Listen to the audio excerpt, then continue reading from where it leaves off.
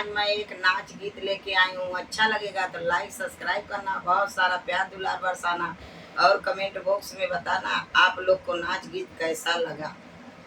सरगा फूल फूले राजा के फूलवा तोड़ाई, सरगा फूल फूले राजा के फूलवा तोड़ाई।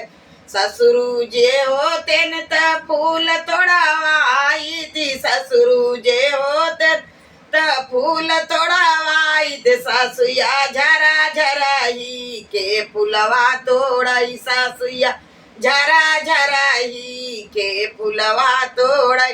सरगा फूल फूले राजा के फूलवा तोड़ाई, सरगा फूल फूले राजा के फूलवा तोड़ाई।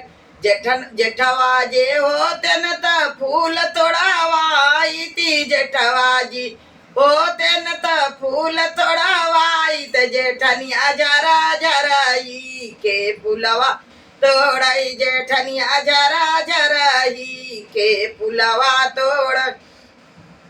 सरगा फूल फूले राजा के फूलवा तोड़ाई, सरगा फूल फूले राजा के फूलवा तोड़ाई।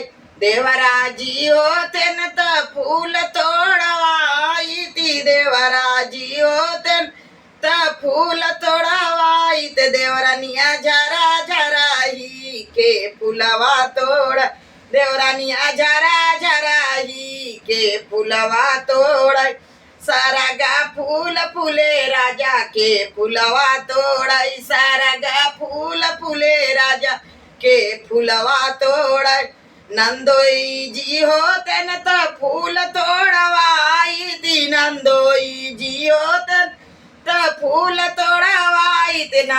नंदिया झरा झराही के फूलवा तोड़, नदिया झरा झराही के फूलवा तोड़ाई। सरगा फूल फूले राजा के फूलवा तोड़ाई, सरगा फूल फूले राजा के फूलवा तोड़ाई।